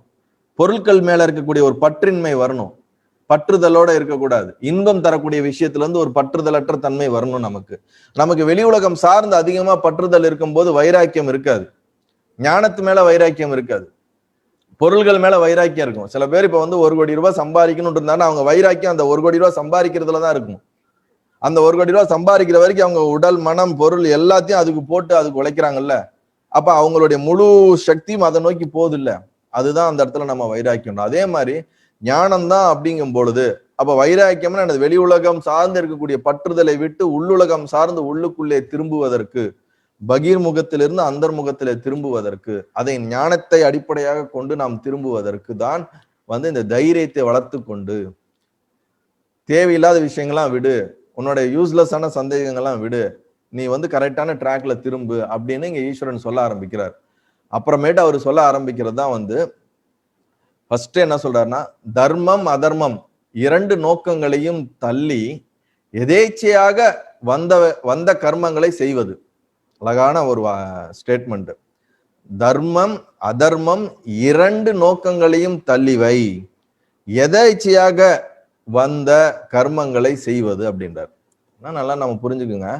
எதேச்சையாக வந்த கர்மங்கள் என்றால் என்ன, இந்த லைஃப் ஃப்ளோன்னு ஒண்ணு இருக்குது. ஒரு ஆறு போகுதுன்னா ஆறுக்குன்னு ஒரு ஃப்ளோல போகும். அந்த ஃப்ளோல போனோம்னா, நம்ம ஒரு படகுன்னா அந்த ஃப்ளோல தான் நம்ம போனோம்னா என்ன ஆகும், அந்த ஆறு எங்க போதோ நம்ம போய் சேர முடியும். ஆனா ஆறு ஒரு ஃப்ளோல போயிட்டு இருக்கும் போது நம்ம அதை எதிர்த்து நீச்சல் அடிச்சோம்னு வச்சுங்களேன், நம்மளால போய் மேல போக முடியுமா? அதோட ஃபோர்ஸ் நம்மளை தடுத்துக்கிட்டே இருக்குமே தவிர நம்ம முன்னேற வேண்டியது சரியா போக முடியாது. அதே போலதான் இங்க வந்து எதேச்சையாக வரக்கூடிய கர்மங்களை செய்து அப்படின்னா என்னன்னா, நம்ம லைஃப்னு ஒரு ஃப்ளோ இருக்குது, இந்த பிராப்தம்னு சொல்லக்கூடிய இந்த அது ஒரு ஃப்ளோ இருக்குது. அந்த ஃப்ளோவோட கலந்து போ, வர்றது எதுவா இருக்கட்டும், நல்லதோ கெட்டதோ எதுவா உன்னை நோக்கி வருதோ, அதுல வந்து தர்மம் அதர்மன்ற ரொம்ப நீ போட்டு ஒண்ணு அதை வந்து சிரமப்படுத்திக்காம எது வருதோ அதோட அக்செப்டன்ஸோட வாழ பழகு. இந்த இடத்துல தர்மம் அதர்மத்தை தள்ளி வை அப்படின்னா என்ன அர்த்தம்னா, இதுல ஆழமான சில விஷயங்கள்லாம் இருக்குது. நாம் தர்மம் என்று நினைத்து கொண்டு எதையோ தர்மமாக பிடித்து கொண்டு வைத்திருக்கின்றோம், அதையெல்லாம் தள்ளி வை அப்படின்றாரு. உதாரணத்துக்கு உங்களுக்கு சொல்லணும்னா, நம்ம மகாபாரதத்துலதான் அதுக்கு வந்து ரொம்ப ஆப்டான ஒரு எக்ஸாம்பிள் சொல்ல முடியும். பீஷ்மர் என்ன பண்ணாரு, திரௌபதியோட வஸ்திரம் வந்து துச்சாதனால நம்ம இழுக்கப்படும் பொழுது, அது இந்த சம்பவம் எல்லாம் நடக்கும் போது பீஷ்மர் வந்து இதெல்லாம் நடக்க போது, இவன் இந்த மாதிரி துரியோதனன் தவறு பண்ண போறான்னு சொல்லி அவன் கேட்கிறாரு. அப்படி கேட்டாலும் இவங்க என்ன சொல்றாங்க, நான் ஜெயிச்சிருக்கேன், விளையாட்டுப்படி அவங்க தோத்துட்டாங்க, அப்ப தோத்த பொருள் எனக்கு தானே சொந்தம், அந்த பொருளை நான் என்ன வேணாலும் செய்யலாம்ல. அப்ப அந்த ரூல் படி, அந்த மண்டபத்துல, அந்த ஒரு அரசபையில அந்த விளையாட்டுப்படி அந்த ரூல் படி கரெக்ட் இல்லைன்னு சொல்ல முடியாது. இவரும் வந்து நான் அஸ்தினாபுரத்துக்கு வந்து நான் வந்து கடமைப்பட்டவன், அதன்படிதான் நான் இருப்பேன்னு வேற வாக்குறுதி கொடுத்து இவருக்குன்னு ஒரு தர்மத்தை வச்சிருக்காரு.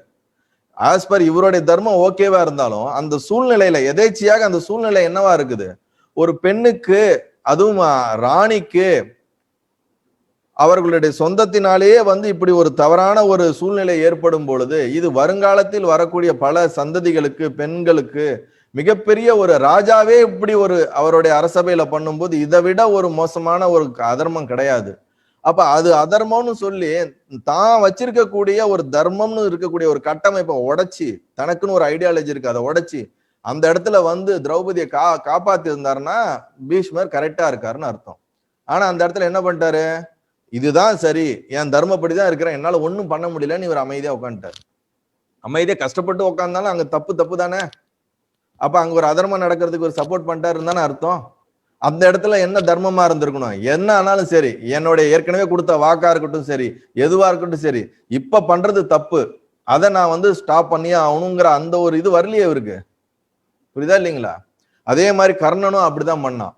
தன்னுடைய நண்பன் செய்வது தவறாக தெரிந்தாலும், அவன் அதர்மமாக செய்வது தெரிந்தாலும், என் நண்பன் அவன், அவனுக்கு நான் துணை நிற்பேன்னு சொல்லும் போது, உன்னுடைய சுய தர்மத்துக்கோசரம் அப்படின்னு ஒண்ண வச்சுக்கிட்டு மொத்த ஒரு சமுதாயத்துக்குன்னு இருக்கக்கூடிய தர்மத்தை பிரேக் பண்ணும்போது, அதுக்கு நீ சப்போர்ட் பண்ணும்போது அங்க நீ தர்மத்தை மீறிடுற இல்ல. அதுதான் இங்க வந்து தர்மம் அதர்மம் இரண்டு நோக்கங்களையும் தள்ளி வேணும். என்ன அர்த்தம்னா, நமக்குன்னு ஒரு ஸ்டிக்கியான மைண்ட் வச்சிருப்போம். It is right. ஒவ்வொருத்தர் ஒவ்வொரு மாதிரி ஒரு ஒரு தர்மத்தை மைண்டுக்குள்ள வச்சுக்கிட்டு அதுதான் சரின்னு போகக்கூடாது. ஓவரால பறந்து விரிந்து எது எல்லாத்துக்கும் சரியோ அதை தான், அந்த எதேச்சையாக சூழ்நிலைகள் வரும்பொழுது அந்த சூழ்நிலைகளுக்கு எது சரி, அந்த சூழ்நிலைகள் அந்த நபர்களுக்கு அந்த இதுல நான் இப்ப இருக்கும்போது எதை செய்தால் அது தர்மமாக இருக்குமோ அதை உணர்ந்து செய்ய வேண்டும். அதை விட்டு விட்டு நான் ஏற்கனவே நான் இதைத்தான் இருக்கிறேன் அப்படின்னு வச்சிருந்தா தப்பு. புரியுதா இல்லைங்களா? அழகா ஒரு கதை ஒண்ணு இருக்குது. ஒரு ஞானி என்ன பண்றாரு, அவங்க சீடர்களோட வந்து ஆத்தங்கரையோரமா நடந்து வந்துட்டு இருக்காரு. கொஞ்சம் வெள்ளம் அதிகமா போகுது. உடனே அவன் என்ன பண்றாரு, அங்க வந்து ஒரு பெண்மணி வந்து அந்த ஆத்தங்கரையை கடந்து அந்த பக்கம் போகணும்னு நினைக்கிறாங்க. இவங்களால அந்த வெள்ளத்துல இது பண்ண முடியல. உடனே இந்த குருகிட்ட கேட்கறாங்க, அந்த ஞானிகிட்ட, என்ன கொஞ்சம் அந்தாண்ட கொண்டு போய் இறக்கி விட்டுறீங்களா அப்படின்னு. இவரோ வந்து தன்னை முற்றிலும் உணர்ந்த ஞானி. இவருக்கு வந்து ஆசா பாசம் எதுவும் ஒண்ணுமே கிடையாது. இவர் வந்து சரி இந்த பெண் வந்து அந்த பக்கம் போக கஷ்டப்படுறாங்களே, சரி நம்மளும் அப்படித்தானே கிராஸ் பண்ணி போறோம்னு இவர் வந்து என்ன பண்றாரு, அவங்கள தூக்கி கொண்டு போய் அந்தாண்ட விட்டுட்டு போயிடுறாரு. அவங்க சீடர்கள் என்ன பண்றாங்க, பின்னாடி வந்த 3 பேரு, இது எப்படி இவர் வந்து தூக்கிட்டு வந்து அங்க விடலாம், இவர் ஒரு பிரம்மச்சாரியாச்சே, இவர் ஒரு சன்னியாசியாச்சே, இவர் ஒரு ஞானியாச்சே, இவர் எப்படி பண்ணலாம், ஆச்சா புச்சான்னு இவனுங்களுக்குள்ள ஒரு பெரிய ஒரு டிஸ்கஷன் ஓடிக்கிட்டே இருக்குது. ரொம்ப தூரம் நடந்து வந்துடுறானுங்க. அதுக்கப்புறம் அவங்க குருகிட்ட கேட்கறாங்க, குருவே நீங்க பண்ணது தப்பு, நீங்க எப்படி அப்படி பண்ணலான்னு. உடனே அந்த குரு திருப்பி சொல்றாரு, ஏண்டா அவங்கள நான் கரையிலே இறக்கி விட்டு நான் ரொம்ப தூரம் வந்துட்டேன், நான் என்னோட திங்கிங்ல எதுலையுமே அது கிடையாது, நீங்க என்னடா அதை பிடிச்சி வச்சு மைண்ட்ல வச்சுக்கிட்டு இருக்கீங்க. இவர் விட்டுட்டு இவர் அடுத்த கர்மத்துக்கு போயிட்டாரு. ஆனா அந்த சீடர்கள் அதை இன்னமும் என்ன பண்ணிட்டு இருக்காங்க, மனதுல பிடிச்சி வச்சுட்டு இது தர்மம் அதர்மம் அவர்களுக்கு உண்டான ஒரு விஷயத்த வச்சு யோசிக்கிறாங்க. புரியுதா இல்லைங்களா? அந்த மாதிரி நமக்கு வந்து இந்த தர்மம் அதர்மம்ங்கிறதுல வந்து பல கன்ஃபியூஷன்ஸ் இருக்குது. அந்த மாதிரி எல்லா விஷயங்களும் எதுவா இருந்தாலும் எதேச்சையா வரக்கூடிய கர்மங்களை வந்து சரியாக செய். கிருஷ்ணர் வந்து இந்த போர்க்களத்துல வந்து பீஷ்மர் மேல திடீர்னு கோவம் வந்துடும். இந்த பீஷ்மர் எல்லாத்தையும் ஜெயிச்சுட்டு வந்துகிட்டே இருப்பாரு, இவங்களுடைய படைகள் எல்லாம் அழிச்சுட்டே இருப்பாரு. இவனை விட்டா இவன் வந்து எல்லாத்தையும் காலி பண்ணிடுவான், நான் அந்த இறங்குனாதான் சரி வரும்ட்டு இவர் கோவத்துல இறங்கி அவருடைய சுதர்சன சக்கரத்தை வீசலாம்னு நினைக்கும் போது அர்ஜுனன் வந்து தடுத்துருவார். ஆனா அவர் வந்து கிருஷ்ணர் சொல்லியிருப்பாரு, நான் போருக்கு வரமாட்டேன், நான் சாரதியா மட்டும்தான் இருப்பேன். ஆனா அந்த இடத்துல ஒரு அவர் எடுத்த சங்கல்பத்தை அவர் எடுத்த தர்மத்தை அவர் பிரேக் பண்றாரு. பிரேக் பண்ணி நான் பீஷ்மரை என்ன பண்ண போறேன் பாருங்கும் போதுதான் அப்புறம் அவங்களுக்குள்ள ஒரு திருப்பி அர்ஜுனன் இல்ல நான் பாக்குறேன்னு சொல்லி திருப்பி சண்டை போட்டு அவங்கள இது பண்றாரு. சோ அந்த இடத்துக்கு எது சரி, அந்த எதேச்சையா வரக்கூடிய சூழ்நிலைகளுக்கு எது சரியோ அந்த கர்மத்தில் ஈடுபடுவது, அதை சரியாக செய்வது, அதுல எந்த ஒரு பற்றுதலும் இல்லாமல் எந்த ஒரு அட்டாச்மெண்ட்டும் இல்லாமல் ஒரு சமமான ஒரு புத்தியில இயங்குவதுதான் வந்து தர்மம் அதர்மம் இரண்டு நோக்கங்களையும் தள்ளி எதேச்சையாக வந்த கர்மங்களை செய்வது அப்படின்னு சொல்றாரு. இரண்டாவது என்ன சொல்றாருன்னா, ராக துவேஷம், துக்கம் சுகம், பலன் பலனற்றது, இந்த நோக்கங்களை விட்டு எதேச்சையாக வருவதை அனுபவிப்பது. நல்ல ஒரு அருமையான ஒரு வார்த்தை. ராக துவேஷம், துக்கம் சுகம், பலன் பலனற்றது, இந்த நோக்கங்களை விட்டு விட்டு எதேச்சையாக வருவதை அனுபவிப்பது. அப்ப இங்கேயும் வந்து அந்த எதேச்சையாக வருவதை அனுபவிப்பது அப்படிங்கறத பயன்படுத்துறாரு. அப்படின்னா என்னன்னா, ஒரு ராக அப்படின்னா விருப்பு ஆசை, துவேஷம் என்பது வந்து வெறுப்பு வயலன்ஸ், நமக்குள்ள இருக்கக்கூடிய வெறுப்புத்தன்மை, பிடிக்காத தன்மை, வெறுப்புணர்வு. சோ இந்த விருப்பு வெறுப்புகளை கடந்து சுகம் வேணும், துக்கம் அப்படிங்கிறது, எனக்கு துக்கம் வரக்கூடாது, எனக்கு சுகம்தான் வேணும் அப்படிங்கிற அந்த மனப்பான்மையை கடந்து எனக்கு இந்த மாதிரியான பலன் வரணும், இந்த பலன் எனக்கு வரக்கூடாது அப்படிங்கிற ஒரு சார்பு இருக்கக்கூடிய மனதை கடந்து நோக்கமற்று எப்பொழுதும் எனது ஒரு சமமாக எதேச்சையாக வரக்கூடிய கர்மங்களை செய்ய அப்படிங்கிறார். அப்ப என்னுடைய மனதை வந்து எனக்கு இதுதான் வேணும், இப்படிதான் இருக்கணுங்கிற அந்த ஸ்டிக்கியா ஒரே இதுல வந்து நமக்கு வந்து இப்படிதான் எனக்கு லைஃப் போகணும்னு நம்ம நினைக்கிறோம்ல, அதை தான் இங்க டிராப் பண்ண சொல்றாரு. லைஃப் வந்து இது வந்து ஒரு சுனாமி மாதிரி. இது வாட்டுக்கு பாருங்க, இப்ப கொரோனா வந்திருக்குது, ஒரு வருஷம் போன வருஷம் போச்சு, இப்ப இந்த வருஷம் போகுது. யார் கணிக்க முடியுது இது எப்ப முடியும்? அடுத்த வருஷம் எப்படி இப்ப 3rd வேவ் வருதா, 4th வேவ் வருதா, இல்ல வேற ஏதாவது வைரஸ் வருதான்னு யாருக்கு எப்படி தெரியும்? ஸோ இந்த லைஃப்ங்கிறது இட் இஸ் நம்மளால டிஃபைன் பண்ண முடியாம ஒரு ஃப்ளோ. இந்த ஃப்ளோல வந்து விருப்பு வெறுப்பு இல்லாம, சுகதுக்கம் இல்லாம, வாட் எவர் இட் இஸ், சரியான ஒரு தெளிவோட நம்ம மனப்பக்குவத்தோட இதை வந்து ஹேண்டில் பண்ணணும்.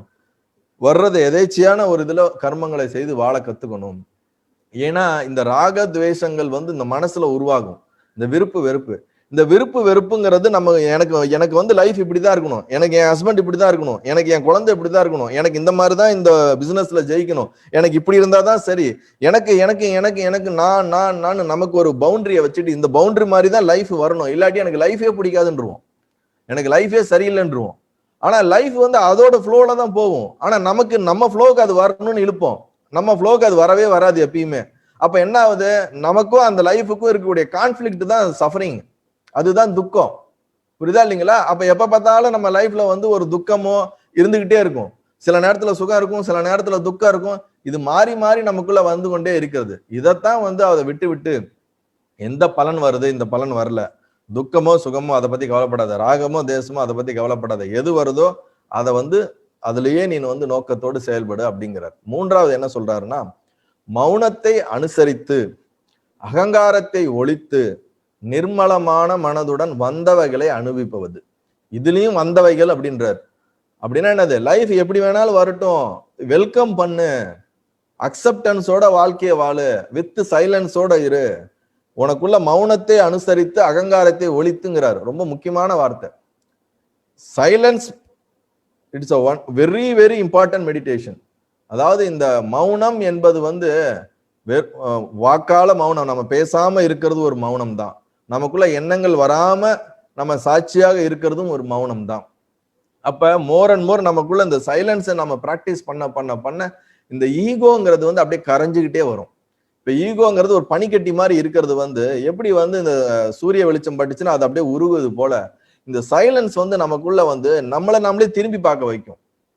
நம்மளை நாமளே வந்து இப்ப நீங்க பகல் நேரத்துல பாத்தீங்கன்னா உங்களை சுத்தி ஏகப்பட்ட சத்தங்கள் இருக்குது, ஆனா எல்லா சத்தமும் உங்க காதுக்கு போவே போவாது.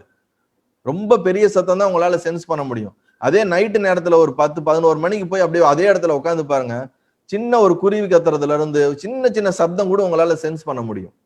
அப்ப என்ன ஆகுது, சைலன்ஸ்ன்னு ஒண்ணு வரும்பொழுதுதான் நம்மை சுற்றியும் நமக்குள்ளேயும் என்ன நடக்குது என்பதை முழுமையாக நாம் அறிவதற்கு உண்டான சாட்சி பாவனை நமக்கு அங்க கிடைக்கும்.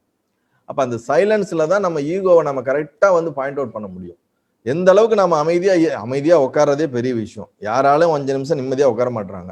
ஒன்னு டிவியை பாக்குறாங்க, இல்ல எதையோ ஒண்ணு பண்றாங்க, இன்டர்நெட்டுக்கு போறாங்க, இல்லாட்டி யூடியூப், எதையா ஒண்ணுல நம்ம மனம் வந்து தொடர்ந்து எங்கேஜ் ஆகிட்டு இருக்குதே தவிர அந்த எங்கேஜ் ஆகுறதுல இருந்து விட்டுட்டு ஒரு அமைதியா இருக்கவே தெரியாது.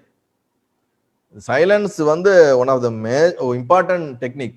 நான் நிறைய பேருக்கு அதை தான் நான் சஜஸ்ட் பண்ணுவது. ஏன்னா நம்மளோட நம்ம உட்காந்து பார்த்தாதான் நான் எப்படி இருக்கிறேனே நமக்கு தெரியும்.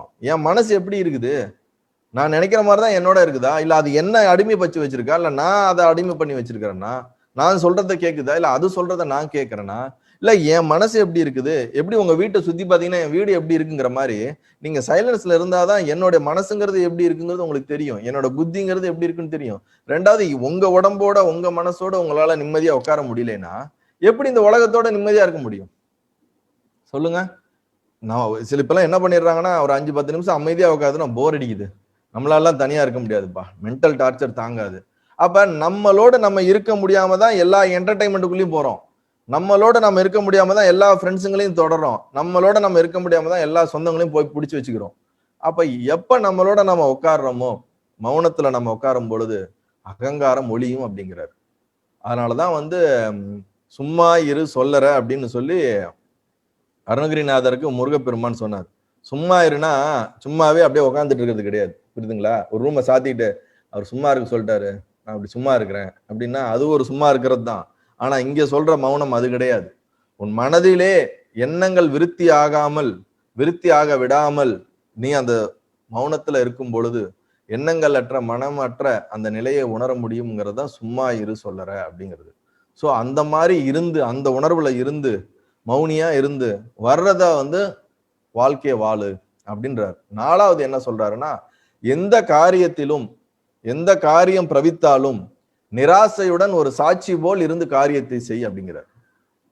எந்த மாதிரி சூழ்நிலையில எந்த மாதிரி இது வந்தாலும் சரி, நிராசையுடன் ஆசையே இல்லாம ஆசைகள் அற்ற நிலையில் இருந்து ஒரு ஒரு சாட்சி பாவனையில இருந்து வாழ கத்துக்கோ அப்படிங்கிறார். பிரிங்கி முனிவருக்கு ஈஸ்வரன் சொல்லக்கூடிய உபதேசம். அவருக்கு சொன்னாலும் ஒண்ணுதான், நமக்கு சொன்னாலும் ஒண்ணுதான். நாம எல்லாத்திலும் ஒரு சாட்சி பாவனையில இருக்கணும். நான் செய்பவன் அப்படிங்கிற பாவனை இல்லாம அனைத்தைக்கும் நானே சாட்சின்ற பாவனையில இருந்து நமக்குள்ளே நம்ம செய்யக்கூடிய எல்லா செயல்களுக்கும் ஒரு சாட்சியாக இருந்து பார்க்கறது. எப்படி நம்ம வீட்லயோ ஆபீஸ்ல எல்லாம் சிசிடிவி கேமரா வச்சா அது எல்லாத்தையும் நோட் பண்ணிக்கிட்டே இருக்கும், ரெக்கார்ட் பண்ணும். அது இருக்கிறதுங்கிறதே தெரியாம அது எல்லாத்தையும் ரெக்கார்ட் பண்ற மாதிரி நமக்குள்ளே வந்து நமக்கு உள்ளே வெளியே நடக்கிற எல்லாத்தையுமே நம்ம வந்து நமக்குள்ளே ஒரு சாட்சி பாவனையில இருந்து பார்க்கணும். அப்பதான் நம்மளுடைய செயல்கள் எல்லாம் சரியாக இருக்கிறதா, சரியான முறையில் செய்கிறனா என்றெல்லாம் தெரியும். அதான் எந்த காரியத்திலும் அப்படிங்கிறார். எல்லா காரியத்திலும் ஆசைகள் இல்லாம சாட்சியா இருந்து வாழ கத்துக்கோ அப்படின்றார். எவ்வித ஈடுபட்டாலும் 5வது எவ்வித ஈடுபாட்டிலும் ஒரு ஊக்கமோ அல்லது மந்தமோ சோகமோ ஆனந்தமோ இன்றி சாந்தமாய் இருந்து வருவது. ஏதாவது ஒண்ணு நடந்துருச்சுன்னா எனக்கு நடந்துருச்சே அப்படின்ட்டு பயங்கர எக்ஸ்டசிவ் போறது, குதிக்கிறது சுகத்துல. ஏதோ ஒரு துக்கம் வந்துருச்சுன்னா ஐயோ அம்மா முடிஞ்சு போச்சுரா அப்படின்னு லைஃபே போன மாதிரி உட்கார்றது. இல்ல சோகமாவும் இருக்காத, தத்தியா மந்தமாவும் இருக்காத, ரொம்ப ஒரு ஒரு என்ன சொல்றது, ஒரு அதிக பிரகசித்தனங்கிறத இந்த ஊக்கம் என்பது வந்து ரொம்ப ஓவரா இதாக பண்றது. அந்த மாதிரி இருக்காத, ரொம்ப எக்ஸ்ட்ரஸ் இல்லாம சாந்தமா அமைதியா இருந்து வர்றது எதுனாலும் சரி, வர்ற வேலையில அதுக்கேற்ற மாதிரி சேர்ந்து போகும்.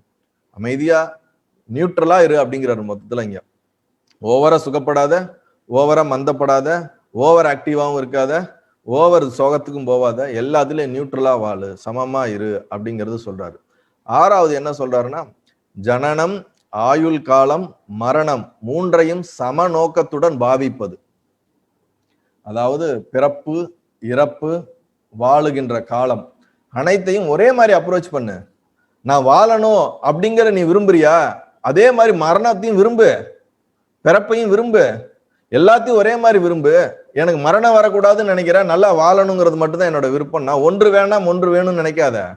எல்லா பிறந்தவங்களும் ஒரு நாள் இறந்துதான் ஆகணும். நமக்குன்னு ஒரு டைம் ஃபிக்ஸ் பண்ணியிருக்கான், அன்னைக்கு நம்ம போய் தான் ஆகணும். நீங்க வேணாலும் உங்களை விட மாட்டாங்க, கேட் பாஸ் கொடுத்து நம்ம கூட்டின்னு போயிடுவாங்க, வாண்டடா வாலண்டியரா கூட்டின்னு போயிடுவாங்க.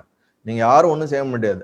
அப்ப வாழும் போதே மரணத்தையும் ஒரே நிலையில பாரு, வாழ்க்கையும் ஒரே நிலையில பாரு, வாழ்றதையும் பிறப்பையும் ஒரே மாதிரி பாரு, எல்லாத்தையும் ஒரே ஈக்குவலா பாரு அப்படிங்கிறார். 3ஐயும் சம நோக்கத்துடன் பாவித்திருப்பது, சம நோக்கத்தோட வாழ்வது. அந்த பாவனையில நீ லைஃப் அப்ரோச் பண்ணு. இந்த மாதிரியான 6 விஷயங்களையும் தொடர்ந்து அப்ரோச் பண்ணேன்னா 7வதா சொல்றது, இவ்வித நோக்கங்களை கொண்டு அப்படின்னா மேற் சொன்ன இந்த 6 விஷயங்களையும் லைஃப்ல நீ பிராக்டிஸ் பண்ணி இந்த லைஃப்ல இந்த மாதிரி வாழ்ந்தேன்னா சர்வமும் பிரம்மம், வேறு கற்பனைக்கு இடமில்லை என்ற நிச்சயத்தை கொண்டு இருப்பதே நிர்வாண பதவியாகும். அப்படின்னா என்னன்னா, இந்த 6ஐயும் நீ பிராக்டிஸ் பண்ணாலே நீ தகுதி ஆயிடுற, நீ மெச்சூர் ஆயிடுற, நீ எலிஜிபிள் ஆயிடுற, உனக்கு சர்வம் பிரம்மங்கிற அனுபவங்கள் பூரிச்சிரும். அதுக்கப்புறம் இந்த கற்பனை தான் இது எல்லாம் அப்படிங்கிறத தெரிஞ்சு கொண்டு நிச்சயத்தை கொண்டு நிச்சயத்தை கொண்டு இருப்பதே நிர்வாண பதவி ஆகும். அப்படி வாழ்வதுதான் அந்த மோட்ச நிலை, ஜீவன் முக்த நிலை அப்படி என்பது. அந்த நிலையில பிரிங்கியான நீ வாழு அப்படின்னு சொல்லி பரமேஸ்வரன் வந்து பிரிங்கிக்கு வந்து உபதேசம் செய்யறார். புரியுதா இல்லைங்களா? இப்ப ராமர் ஒரு கேள்வி கேட்கிறார் அந்த இடத்துல.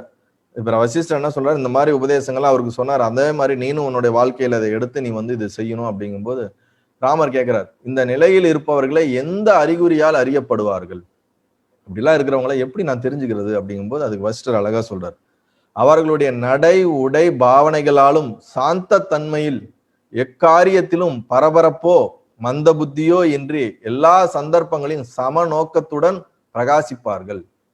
அதாவது அவங்களுடைய நடை உடை பாவனை எல்லாம் ரொம்ப ஓவராகவும் இல்லாம ரொம்பவும் இல்லாம எப்பயும் ஒரே ஈக்குவலா ஒரே மாதிரி இருந்துகிட்டே இருப்பாங்க. இதெல்லாம் அவருடைய அந்த மாதிரி இருக்கக்கூடிய அவதார புருஷர்களுடைய வெளிப்பாடுகள் அப்படி இருக்கும் அப்படிங்கிறார்.